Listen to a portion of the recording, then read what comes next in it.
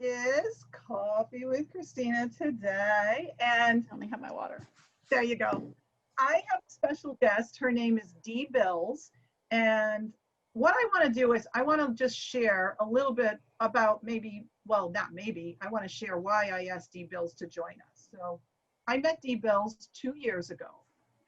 And I was looking for help with an area in my practice that I just wasn't measuring up. Like all of my peers, I would go to these meetings, I would run panels, and a lot of my peers had, when we would talk about arrivals, they would talk about how, 95% of their patients show up for their appointments. And I just was like, every time I would hear that, I felt like such a failure because 2 years ago, I was killing it. My schedule was 100% full.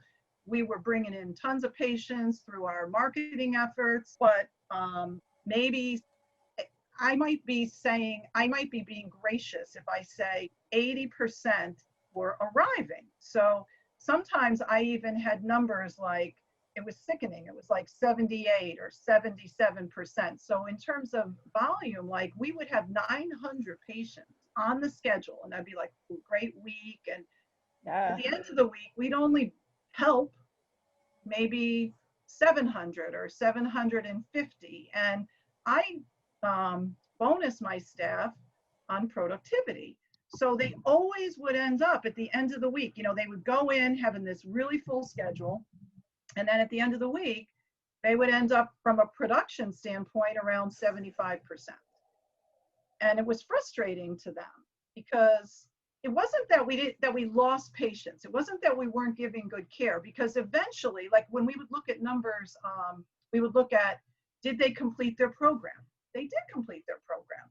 They just took a lot longer. And so the therapist was there during the week, ready to treat the patient, but the patient, they would cancel, and they would call and maybe cancel on the same day for like, you name it. We probably had like 35 different reasons that a patient would cancel. And so because the schedule was full, we didn't know who was going to cancel. So we couldn't put the patient in. And so their programs just dragged out. But if you were to look at from an efficiency standpoint, we really weren't efficient at treating our patients. And my therapists were always disappointed at the end of the week. So I think it was through a webinar, believe it or not, like this, that I got on with Dee, and I was like, I need help. And so I put all my directors and I had everyone in my front desk go through her program. And at the end of the program, we were always above 90%, 93%. And then she would have this special award day. She called it a pink unicorn day, right? And if all of the people that you booked arrived, you would get a pink unicorn award. So I started buying pink unicorn pens, and she would send stuff through the mail. And it just became like this really fun thing. And for us, it changed everything in our practice in terms of it took the anxiety out of just knowing that, our schedules are still full. So that's the really good thing. But knowing that the people are going to arrive and my therapists are going to get bonus because, they're always willing to treat the patients. So that was a big thing. Recently, like all of us, so we're plugging along doing great. And then, COVID hit, right? So COVID hit, and, we had to get back to normal, and we all have our stories. And I feel like, we've sort of all come back to the new normal type of thing. But the one thing that I noticed at the end of September was that we had become very, what would be the word? I think I wrote something down. Complacent. Very, we got very lax about, we didn't want to like rock any boats or push too hard. And so some of these really successful actions, we started dropping out. But the cool thing was, I had all the information and the training materials, and we were like, that's it, we're getting the program back in. And so that's why I thought, like when I talk to other owners, I feel like we're always talking about, compliance and getting our patients to arrive, and how do we train our front staff. And you know what, just asking Dee to be co-host at this event this week, I felt like we already got so many things back in, because a lot of it, what I feel more than anything, it's sort of the mindset with which you look at something. Yeah. And so this is Dee Bill. She's right there. And she is with Front Office Guru. And I wanted to start with a question.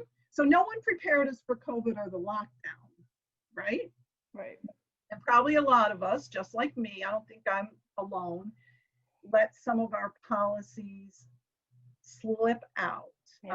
Yeah, so that, I would say, across the country, even all my clients, I would say that was the challenge for all of us, right? Like, you've got this virus and you've got the news telling you, oh my God, don't go anywhere. And so a big thing was Mondays. I don't know if you went back and looked at all of your schedules, if Mondays were in March and April were like your big cancellation days. I know that the day after the president said he's locking down the country, we had more cancellations than I think we've ever had in our clinic, which is so freaks everybody out, right? So we weren't alone. And I think it really came down to, what do we say to our patients? How do we challenge them? How do we really manage them and their fear at the same time without, nobody wanted to be a jerk, right? Would you agree? Mm-hmm. Like, that was a big thing. You didn't want to be a jerk. You didn't want to come across as, hey, you can't cancel that appointment today. And so I think that became a habit from March through probably, say with a lot of my clients, I had to really start pushing that back in early June. Like, okay, guys, can't do this anymore. You got to push it in. It's okay. It's okay to hold that line with your patients. So yeah, I think that's across the country. All medical offices went through that. Even veterinary offices went through it. Right. So one of the things that we talked about, and this is something that you had discussed with us very early on, is it's, what does the front office person consider themselves? Are they a receptionist or a patient care coordinator? Yeah. So, I would say that, years ago when Mike and I started, really pushing the practice and working on really helping more people, we did the same thing that most people do. We hired medical receptionists. And what I found when I started really looking at definitions and defining positions was, when I went to hire a receptionist, I got just that. And when you think of a receptionist, what do you think of? Answering the phone. Yeah, exactly. And so when I really started looking at things, what I really started looking at is really patient compliance starts at your front desk. If your front desk doesn't garner that patient compliance, if they don't demand that respect and earn it, then that actually affects your whole practice. It affects how leads come in and get handled. It affects everything across the board once you sign that patient on. And so we started really looking at, okay, they need to be a patient care coordinator, because what their job is really about is coordinating the schedule and demanding schedule control so that the PTs can do their job, or the OTs can do their job, which is treat your patients. So if you were picking like a statistic to measure their effectiveness, what would you pick? Ooh, so there's 5. It's a really hard one. The front desk, your PTs, well, your PTs have multiple stats too, but if you look at the front desk, the big one that most owners harp on is arrival rate, right? That's the big one. That was your button, right? That was a lot of people's button that year. And, arrival rate is simply a measurement of how well your patients understand that they either need to show up or they need to give you enough notice so that you have the ability to control the schedule, which is helping more people get in. And so arrival rate's always the first one that owners look at, and it has to be a clean arrival rate. Another one is visits kept per week. So if you look at percent prescribed or visits kept per week, you have a PT. So we have Graham down here, and let's say he puts the patient 3 times a week for 2 weeks and 2 times a week for 4 weeks. The question really is that patient actually scheduled and arriving for what the PT prescribed, right? So that's visits kept per week. And if we're not managing that in the front office, look, our PTs get busy and they're busy treating, right? And so if the front office isn't measuring that stat, then we have a problem. And both of those stats, you and I were talking about this last week. That's really, we got into this long conversation about it, right? A lot of times those get convoluted. And a lot of people say, well, as long as Mrs. Smith cancels today, but reschedules for tomorrow, I'm not going to call that a cancellation because she rescheduled. Well, in reality, that's your visits kept per week stat. But if she canceled today, she kept you from theoretically being able to help somebody else. So keeping those two stats clean and separate while understanding they both still play a role on schedule in managing your schedule is a key to your success. Then you get into schedule utilization. I have 100 spots on my schedule. What percentage of spots were filled? So let's say you were talking about, a couple years ago, you had 900 spots available to you on the schedule. Your team was filling those up. Woohoo, that's exciting. Right. But then you're having all these cancellations. So schedule utilization is really how well are we filling those spots, but also how well are we keeping them full, because that's the only way we help people, right? And then you get into lead conversion, right? I have 100 calls that come in this week. How many of those calls were actually scheduled for an evaluation? That's the hardest one to track, because in most cases, you're either managing like one of the phone systems that's out there that tracks calls that come in. Somebody has to then manage that to see who was converted, or your staff have to be really honest. Yep, I took 12 calls. I only converted 5 of them. Mm-hmm. Right? So that's how we as owners understand that, whether or not our marketing is working, or whether it's working, but our front office isn't understanding. And then finally, it's collections. Do I collect what I'm supposed to collect every day? So those are the 5. If I had to pick one, that's debatable, right? Because you and I talked about that last week. Think about your arrival rate. You can lose a lot of money if patients are canceling at the last minute or no showing because you can't refill that spot with somebody else. And if you're looking at it as an owner, we look at things as owners in terms of collections, dollars, right? But our staff have to look at it as the number of people they helped, or the percentage of people they're helping, for it to really be, in my opinion, effective. So arrival rate's a big one, but if I lose X number of visits here and there, I'm losing money. But if I don't convert the leads, so that lead conversion is equally important, because let's say I get 10 leads that come in this week, but I only convert 5, and my average plan of care would bring in, we'll just go with $1,000 because it's easier. I'm essentially every week potentially losing a $5,000 plans of care because of those other 5 patients they didn't convert. So for your front office, there's really 2 huge indicators: arrival rate and leads converted. And then the others are just as important. Right, right. And the big one that we've been really focusing on, because I think that it's easier to get, like, I always look at arrivals, it's sort of a polite thing. Can people be polite and mannerly? Yeah. And I found that in the beginning, they were great. They were polite and mannerly, and they gave us the 24 hours notice, but then they didn't get in their prescribed visits.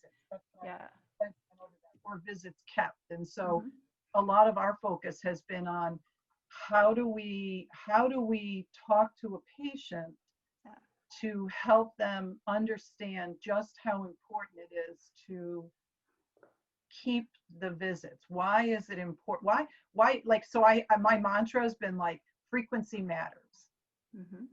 I don't know if you want to speak around that. Like, what are some things how can the front, maybe what does the therapist mindset have to be? And also, how can the front support and help with compliance in terms of that one's huge. Frequency. Yep. So, again, I have a PT and they're prescribing visits. So in regards to the clinical side, you've got to sell that plan of care. You really have to take that patient through a sales process, which you and I were talking about last week, right? If I can't sell you on that plan of care, you're going to walk up front and the front office is already behind in handling that, because you're going to start throwing resistance at them, right? So it really all starts on the first phone call.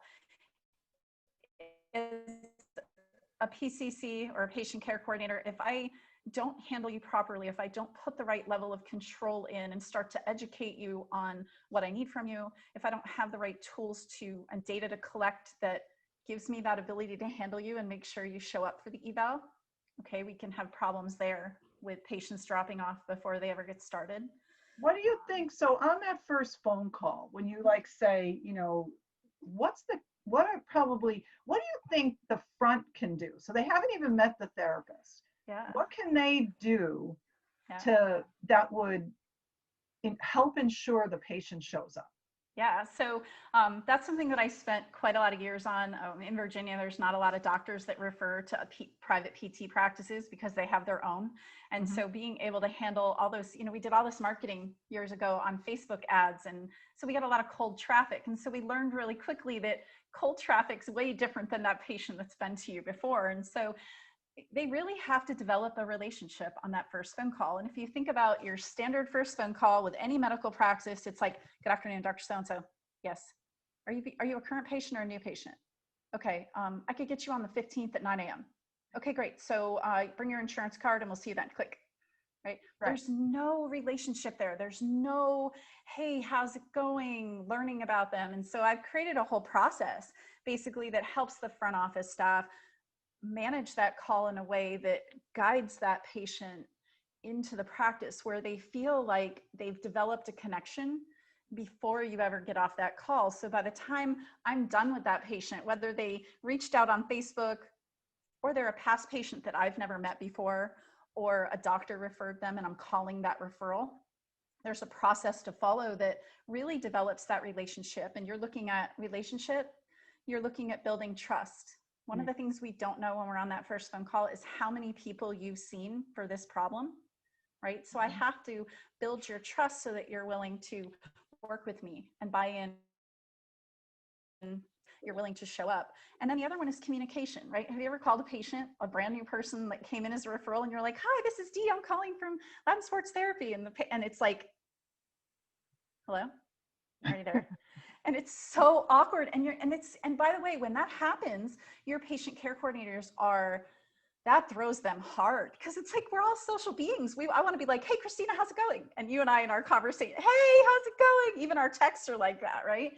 But we have to build that from the first phone call because people like to talk about themselves. And so once you can get them talking about themselves and you're welcoming them in, and your PCCs learn that process, what happens is by the time they're done with that call, regardless of where the person was in that need for care, everybody understands I have a problem and I need to come and see you. And so when I go to sell that eval appointment for 3 o'clock today or 9 o'clock tomorrow, the patient's like, you can get me in that early? Heck yeah. And so to be honest with you, like you asked earlier to answer that question, it really starts on that first phone call and everything there leads to that point where by the time they show up to have that PT or OT eval or speech eval, the patient feels like they're a part of your family already. And that's the goal. They walk in the door and it's like, hey, Graham, it's so good to see you. He just popped back up on my screen, so I'm gonna pick on him. And so, and he's like, he feels like he's part of it, right? Have you ever gone to a doctor's office and you walk in, everybody's on the phone, you're brand new, you're like, it's awkward. You don't even feel like you're supposed to be there. They slap a clipboard in front of you. They keep doing what they're doing and there's no personality. And, a big thing I'm about is customer service, right? Because it's never about a one-time visit or a one-time plan of care. I learned this from the veterinary industry a long time ago. You want people to come back to you for the entire rest of their life for every injury and problem that you have. And if you don't set that up, I think it's a lot harder to manage. So that's to answer your question. Yeah, that's what the front office can do. I spend a lot of time on that in my programs and my training. That's not one of the programs you did when you worked with me. So, I'm writing it down that I missed that, but we need to. That was the other program that back then when there were 2 options. Now there's not 2 options. Now it's all one program because I realized that, hey, you can't have one without the other, right? You can't have cookies without milk or whatever. So yeah.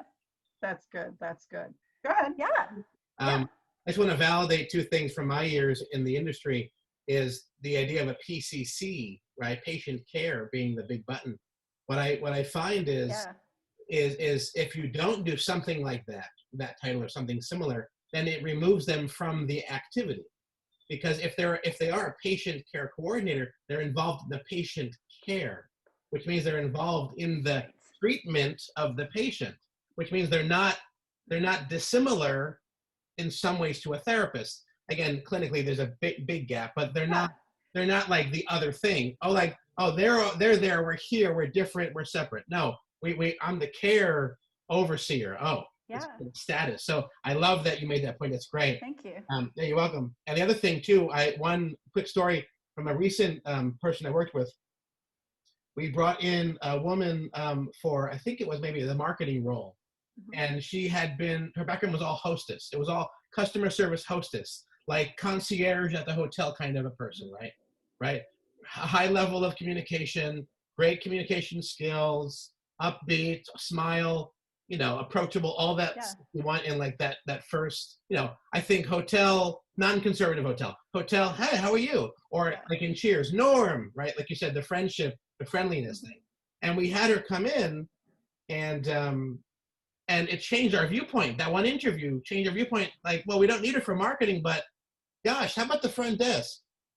Well, she'd be overpaid at the front desk, but what is that thing? And we couldn't quite, and you think you named it, Dee, which is great. What is that other thing? What is that person that's high-level customer service, high-level communication, all about the care of the communication, but not, like, it was almost a different thing for us. And we saw the value there of like, oh, okay, receptionist is not just a receptionist, which means receive.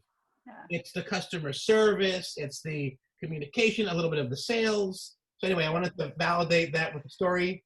Keep going. Yeah. It's awesome. No, James, you're totally right. And, it's interesting though, and this is where, okay, here's a great example. And Christina and I have talked about this before, right? You want somebody who's personal. I call it I never want the itch, to be polite, behind the glass. I want that person that's like, hey, how's it going today? That develops that relationship, that can really communicate with their patients. But the other side of that is true as well. If you listen to your front desk, and this is a great action for owners and managers to do, just wander through your front office and listen, right? Mama taught me to be super respectful, right? My mom and my dad, my grandmother, I would have gotten beaten for not being respectful to another person. But sometimes they confuse being respectful or being nice with managing the patient. And so what happens is, oh, James, you can't make it today. Okay, no problem. Would you like to come in tomorrow? And so instead of handling that situation, I'm like, here, James, let me give you control. You can decide if you want to come in tomorrow. And the true patient care coordinator, their job is truly to be in control of the patient's path. It's not about, hey, would you like to come in? Hey, what's a good time for you? It's about knowing, okay, Christina, you need to get in. Here's your plan of care. We're going to schedule you out. I have this or this. And you're like, I'll take this. And I say, okay, great. I have you scheduled for this. And then I move right on. And so it is about that super friendly person, but at the same time, they really stay in control of that path. They don't let the patient take control because, as we've all learned, doesn't matter if you're in New York, Virginia, California, Alaska, if you let the patient have control, they're going to eat you alive like a group of piranhas, right? Because it just becomes, oh, there's my opening. Okay, so I can only come every third Thursday. If the sky is purple, there's got to be a rainbow. There can't be any rain. It's like they start getting into all these crazy details and you're like, okay, this did not go well, right? So it is about control too. If we don't stay in control as a patient care coordinator, and that's the coordinator part, right? That's the, okay, you're supposed to be 3 times a week, Christina. Let's get you in for all 3 times. Oh, well, life is busy. My kids are playing soccer again. And I'm like, I totally understand, but we still need to get you in, right? There's no option. And it's not because we're not caring or we're the itch behind the window. It's because we're like, hey, we got to get you in. We got to handle you. We've got to get you that care that you deserve because, look, it doesn't happen magically. So I think that if I were to say, what did we work the most on, besides, the whole outline, but it's that, like I wrote down again, it's almost taking out of the habitual talking, like, would you like to, like what the classic is, would you like to, they call it cancel. Would you like to rebook your appointment? No, I'm coming in Thursday anyways. And it's that balancing how you say it, because I feel like, you know, a lot of us have cancellation policies, and sometimes the staff can get focused on, you know, they're like, well, what's your policy? Do you charge $50? And it's always like, listen, yes, the money is there, but if the focus becomes like, well, you know, I don't want to have to charge you that $50. Mm-hmm. Yep. Like that was probably, you know, like that sounds very different. You know, if you keep your appointment, I won't have to charge you that $50. It's like it's all focused on the money Mm-hmm. rather than being focused on Yeah. the patient. You know, you're supposed to come in 3 times a week, right? Yep. Yeah. Yeah, so you think about it, the true product, well, you know, if you look at a CEO's product, their product is paid completions, right? Mm-hmm. So if you're a CEO or the owner of a company, your product is paid completions. So if you look at the national average, successful completions is about 60%. I don't know about you, but that's like playing roulette with your ability to recover. Mm-hmm. But if you look at your staff, the true product of all of your staff is people helped, and Mm-hmm. how you measure that is dependent upon the department, right? So a PT's percentage of successful completions is a part of that owner's stat, but the front office's ability to manage visits kept per week, manage arrival rate, and you're doing it out of help, right? So when you change the mindset from, I just got to do this, or it's this way, or you're going to have to pay a fee, to, hey, I'd really like to help you avoid having to deal with this. Or the only way we can help you is to get you in to see the PT. So this is my job, and my job is to nag the heck out of you until you schedule all of your appointments, right? Mm-hmm. They feel better about it, because at the end of the day, they know that arrival rate is simply a measurement of the percentage of people that we helped avoid the missed visit fee. Or visits kept per week is the percentage of people that we helped reach toward recovery. And so when you put your staff's focus, all of your staff, on the percentage or the number of people they're helping in a week, it sounds a lot better. And you as the owner can still look at paid completions, you can look at collections, you can look at numbers, but your staff are looking at the numbers toward helping people. And when you change that mindset, it's very successful because they feel more comfortable about it. Yeah, we even, after working with you, like I try to always, rather than saying, you know, we did, you know, 900 visits last week, I always say we helped 900 people. What's my goal? I want to help 25% more people. Yeah. Why do I want to do that? You know, and I'm always like I'm always trying to say to them, well, why do I want to help more people? Because, you know, people need our help. You know, people are out there, they're getting addicted, they're, you know, having unnecessary surgeries. Nobody wants to right now have surgery and end up in a hospital, and they don't know what to do. And sometimes they even go and get the wrong help. So we want to be there to help them. I was thinking about this, you, when you first start working with front offices, like getting a front office person to agree that compliance matters or that frequency matters, like getting them to sort of overcome and see that it's really that it is that important. Like how do you help people change their viewpoint on that? Yeah, that's a good question. So, you know, it was something I realized a long time ago with my staff. For those of you that don't know, I am a PT, so I'm not, I have a really good background in understanding the physical therapy side of things, and an owner. So I understand the owner side of things, but I also managed my front desk. And one of the things I realized was I could give them a lot of stuff, right? Okay, so spreadsheet, you've got to use this, and here's a script, and you have to use that. But in order to really get any front office team to buy in, they have to understand the why of what they're doing. And so again, if you keep all of the whys focused on helping patients and helping them to better help their patients, you tend to be more successful because they see it, right? And so there's a why behind it. All of us went to PT school. You would not do an anterior mob if you didn't have a reason why you were doing an anterior mobilization. Or you guys, you know, you wouldn't use this technique or that technique if you didn't understand the why, right? So the same applies for your front office. If they don't understand why they're doing something, and you're just like, oh, here's this script, I got it off the internet, it's totally amazing, it's the best thing ever. 3 weeks later, you're going to come back and they're not using it. And they're not as, it's not that they think you're stupid. It's not that they think you had a bad idea. It's truly that they're like, well, I feel like whatever I'm doing works, right?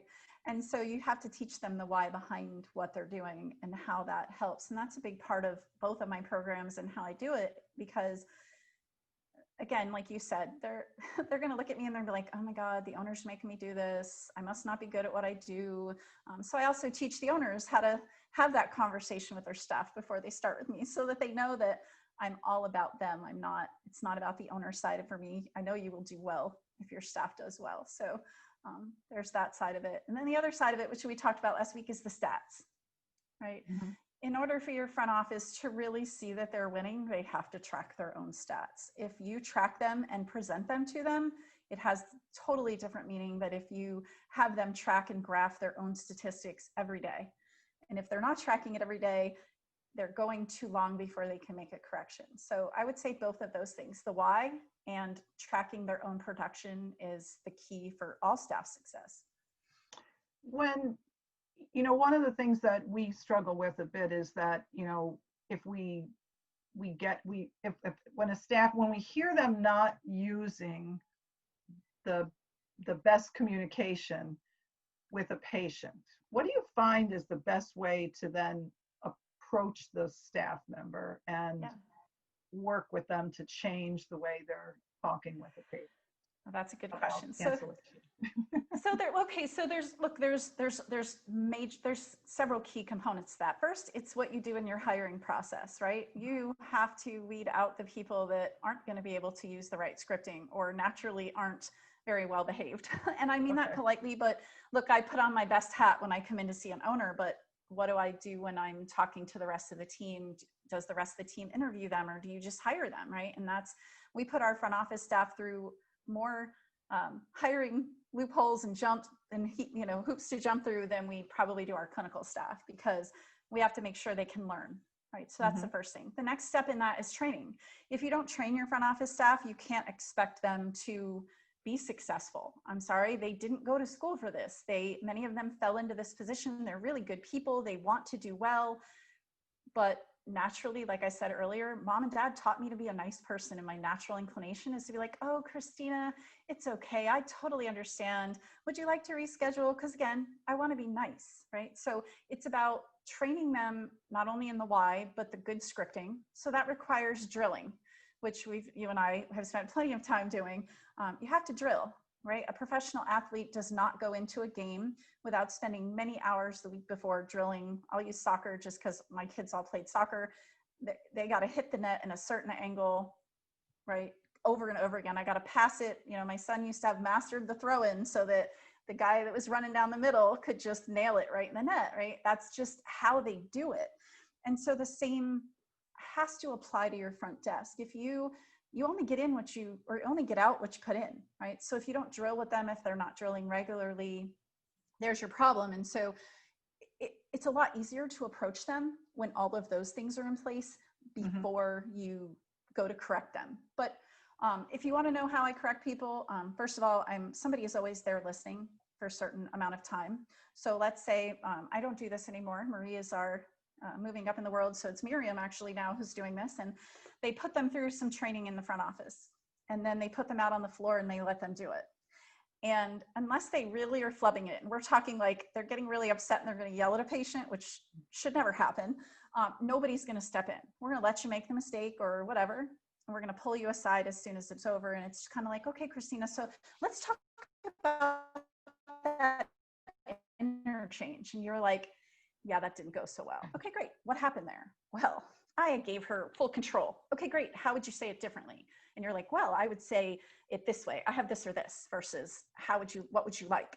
I say, okay, great. So let's drill it through a few minutes. And so I say to you, oh, I'm so sorry. I can't come in at that time. Okay, great. No problem. I have this or this, right? And then we drill it a few times. You're successful. And I'm like, okay, putting you back into the game. And I put you back into the game and we're good to go. And don't get me wrong. I know this is hard for smaller practices and when it's a single-handing owner, many of my clients are single-handing owners, but part of my job is to teach you that you need to train your front office staff so that you can trust that you have patients to treat, and eventually you don't have to single hand. Did it take us a while? Sure. I started with 3 people in our clinic, not me. It was Mike, PCC's, well, we'll just call her receptionist. And I say Eeyore now. I had Eeyore at my front desk, and we had a PTA. And now we're at 20 some staff. And so it took time. It had to find the right people, had to use the right processes. But if you invest the time, then you can do what my husband's doing, which is a month working for a totally different company while our team runs the practice. And, you know, that may not be your thing either. You may want to treat for the rest of your life, but imagine if you could treat without having to constantly have to go up front and correct your staff. No, I really like that. And I wrote down, like, sometimes it's just, you know, you want to do the re-drilling with the staff, but it's like you're nervous about them getting upset. So I like the idea of saying, like, you know, all of our inclination is to be really nice to people, and being really nice is, would you, could you, do you want, what day works for you, what time works for you. So I really like that. The other thing that we struggle with a bit sometimes is, you never know, you know, no one ever says, there's not like blinkers going off, patient's going to get upset blinkers, you know, to warn you that a patient is going to blow a gasket. Yep. So I always find, you know, I sort of have the, it's true. I have this rule that if the patient left upset, you know, we should like I try to say, okay, if the patient, like, they freaked out and, you know, they and then you say, well, what happened? And they say, all I did was ask him for his copay, and he like flipped out on me and stormed out of the room. And I'm always like, all right. And I'm like, well, why? Well, because it said here that he had a copay. And I'm like, well, you know, like, let's look at that. So, like, you know, so the way I've been handling it is going like, okay, when the patient flips out, it really means that we're like in 2 different planets. Like, they thought one thing, we thought one thing, and then we're pushing to be right. Like, no, your copay is $50. And they're going, no, I don't have a copay. And rather than taking the deep breath. So maybe you could help us with, like, some of my issues been like, how do you, when my staff always feel that they were right. They did everything right. I was calm. I was this, I was that. And I'm like, I know, but they left, and they're going to, like, literally write a bad review about us. And it's so not us. So. Yeah. So there's so many sides to that, but it's true. Look, first of all, let's all be real. Nobody likes to be wrong. Nobody likes to be told that they're wrong, right? I always tell PCCs that, look, anytime a patient gets upset, it's like you said, it just is saying they don't understand something, right?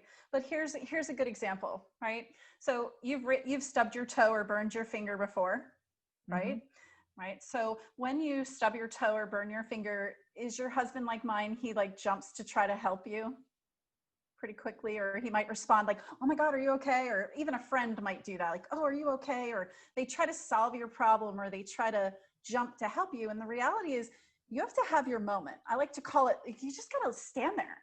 If your patient freaks out, don't freak out with them. You just got to stand there and wait and wait them out. Sometimes they find out they have a $5,000 deductible and they've met $0 and it's going to cost them $120 per visit. And they like have to do that, like jumping, like they burned their finger or stubbed their toe around your, like they got to have that swear, stomp, kind of moment, or maybe they just get shocked. And that's usually staff, all of our staff, most of us, we stop because we're like, oh my God, what do I do? It's not like I could have a conversation with my husband privately and be like, hey, what's going on? This is a patient, right? And they're standing in my waiting room with 12 other patients there. So the first thing they have to do is just chill out. Let the patient recognize it's a moment, recognize that it always means that somebody doesn't understand something. And then, so I'll use you as an example. Let's say you're having your moment because I told you that it'll be $50 today, and you're thinking in your head, I was going to bill you, right? Because that's pretty common.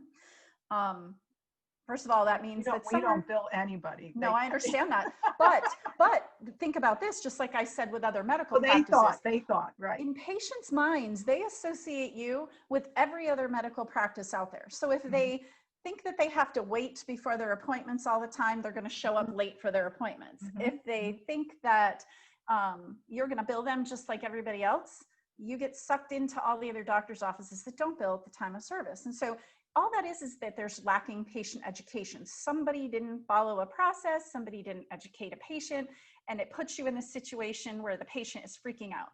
So first of all, you just got to remain calm and recognize, okay, something's not right here. They don't understand. And then you wait, and eventually you calm down, right? Eventually you're going to come down off your complaining high, right? And then I'm going to say to you, I understand. So let's say you were like, oh my God, I can't believe I have to pay $5,000. I don't have $5,000. My first thing once you calm down is, okay, Christina, you know what? I totally understand, right? Those words tend to de-escalate a person. Doesn't matter who they are. You can do this on your wife or your husband. I totally understand. You got to repeat out what they said, because remember, it's about that relationship.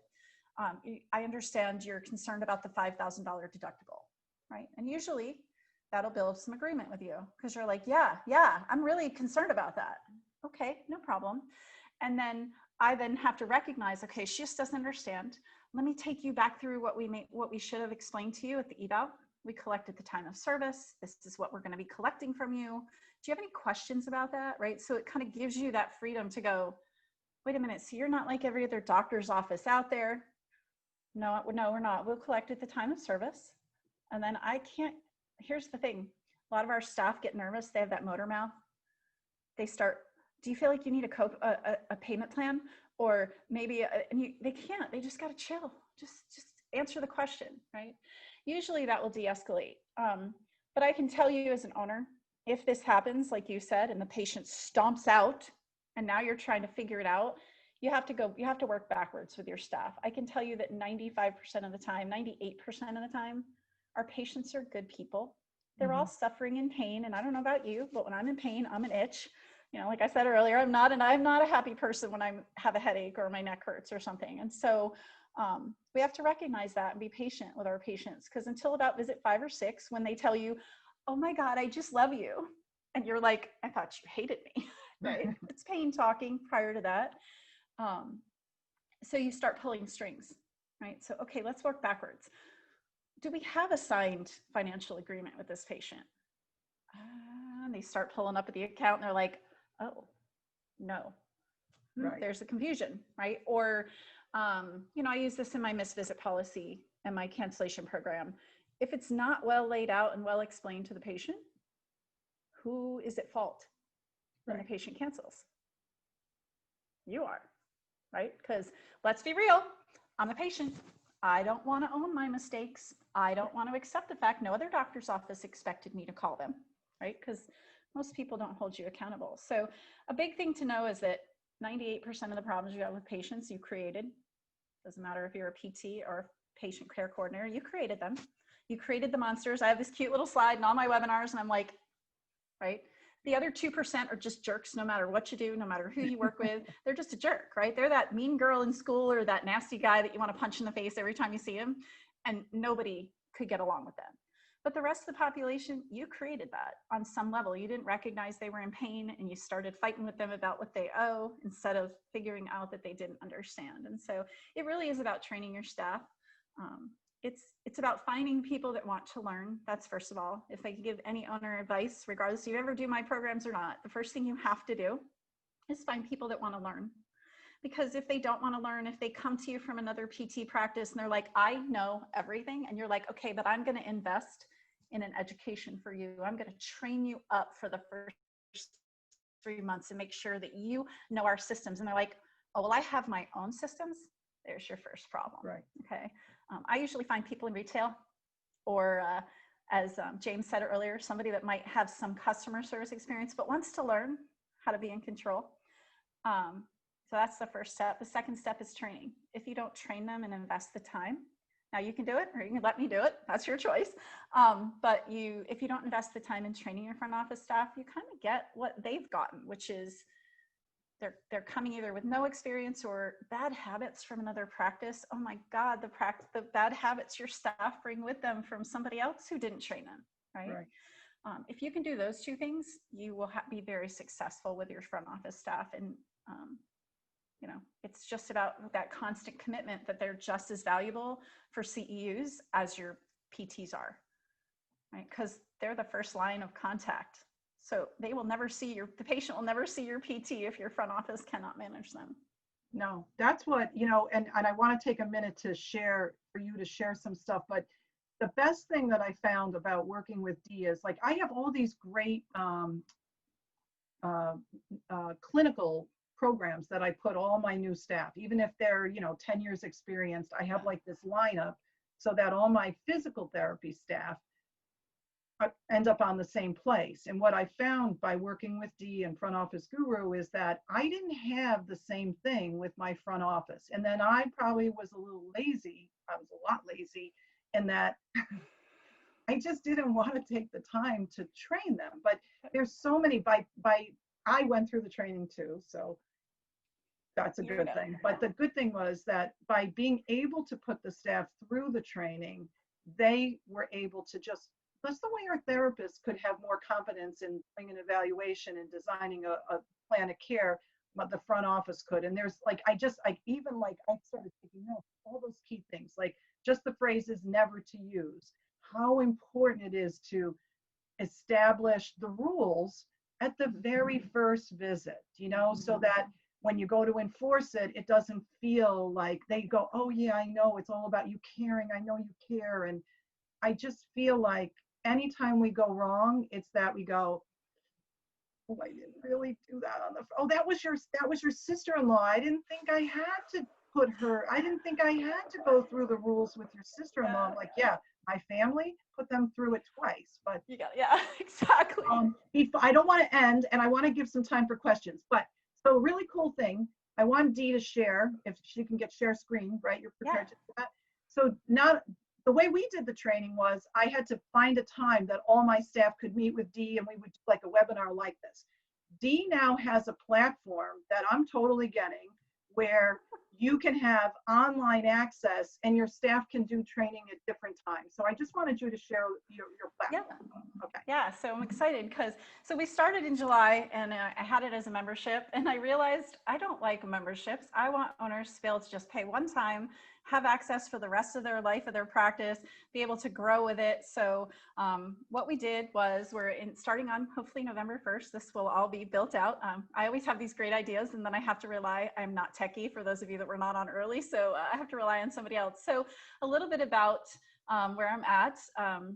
I see if it'll let me share. I'm without a mouse today. Okay, so Front Office Guru is me, but Fix Your Front Desk is my program. So I've started this actually the same time I was working with Christina. I started creating this. It's completely online. Let's see if it'll let me. I don't know, there we go. It'll cover all the things we talked about today. So problems with scripting, problems with collections, difficulty with your arrival rate. That's a big one for all of our clinics. If you're struggling with profitability, or your front office staff just struggles handling your patients, that's a huge, huge part of what I do. There's 4 areas that we cover, really 5. Convert more leads is a big one, right? If you are spending lots of money on marketing out there on Facebook or anywhere else, that's a big part of what I make sure that you do. It is a big process. They have to learn sales. We talked about that, right? That if they can't sell, they aren't going to get them all scheduled. And I did a survey a couple years ago, 70 some owners, and they were estimating that they were probably losing 10 potential leads a week. If you do the math on $1,000 plan of care, that's $10,000 a week, I think, right? That's my math. So, and you do that times 52 weeks, that's $520,000 a year. So if you are, as an owner, not paying yourself what you deserve, your leads are usually your problem. The next is arrivals, right? And that's all about scheduling, schedule control, managing your patients the right way without the upsets. That's a big thing that Christina came to me for, was I want to be able to handle my arrival rate, but I also want my staff to not sound like the itch behind the window and come across the wrong way and fight with our patients. The next is schedule control. If they don't understand that they own that schedule and they don't manage that schedule, you're not gonna have a full schedule, or you're gonna have a lot of confusion, or you're gonna be seeing 10 patients at 9 o'clock and nobody at 11 o'clock. And then finally, we will cover collections in the new year. The first 3 areas are massive and they require a lot of mindset changing, and that's also what I teach in this program. Basically, when you sign up, on November 1st, you will have a one-time sign up. You can pay for anywhere from levels 1 and 2 or all 3 levels. All 3 levels will cover everything that I just talked about. You as the owner or the manager in your practice can become you're basically the moderator. You get an account, a parent account, and then you go into the parent account and you would be able to go into manage your members, and you can sign up, it says 0 to 4, but there's actually gonna be 6 members. So you plus 5 staff members can be trained. And each person has their own account. So the cool thing with that is you can go in and see, and they're like, yeah, I watched those videos, right? You'll be able to actually check that and monitor that. This is my goal with this, is that it's the life of your practice. So I don't want to punish practices. There is a very affordable fee to expand. So if you want to expand beyond 6, if you're that 60 PCC practice, you would have that ability to do that. And we're working with practices that are large, but also smaller practices so that you can expand. Everything is set up into videos, and there's over 100 videos that they can watch. They can access any videos and all videos. I try to teach them the path that they should follow.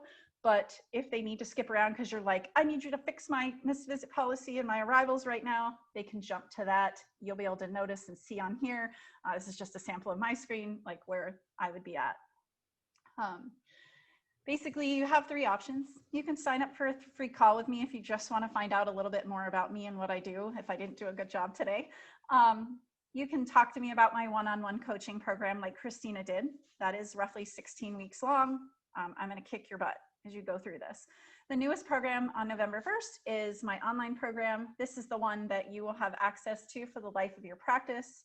And you can sign up to 6 people. The cool thing is you can reassign licenses. So if James is an employee and he were to leave, Christina could take him out and add, Bill, who took over that position. So that's part of it too, so that you have access. And if you grow beyond 6, you can always reach out. I'm not gonna punish you. And then finally, the thing that I love to do is coaching. So this program will also, you can have optional group coaching for the life of your practice. It'll be very affordable, and it'll be several practices at a time. And I've done it before, and we have super fun. So that's the gist of kind of me and what's available. So hopefully that gives everybody a little bit of idea, but you can go to my website, which is www.frontofficeguru, and you can learn about both sides of things and learn about me. And hopefully I will get to know some of you. That's so cool. Are there any, does anyone have a really burning question that they wanted to ask right now? Just speak up. Otherwise, I do encourage you, for me, I'm really excited about this new program with Dee, because we did download all the training materials, but sometimes for me, I didn't really have a good way of re-accessing it or going oh, let's retrain on this. So I just think it's just going to be so easy. She's wonderful to work with. She's helped my staff so much. So make her life easy. Anyways, I want to let you all know that we didn't have any questions, right? Next week, we have Angie, famous Angie. So it's Coffee with Angie next week. So thanks a lot, guys, for having coffee with me and Dee this week. And there she is on the bottom. Yay. All right. So have a great week, and we'll see you next week with Coffee with Angie. Thanks. Thanks, guys.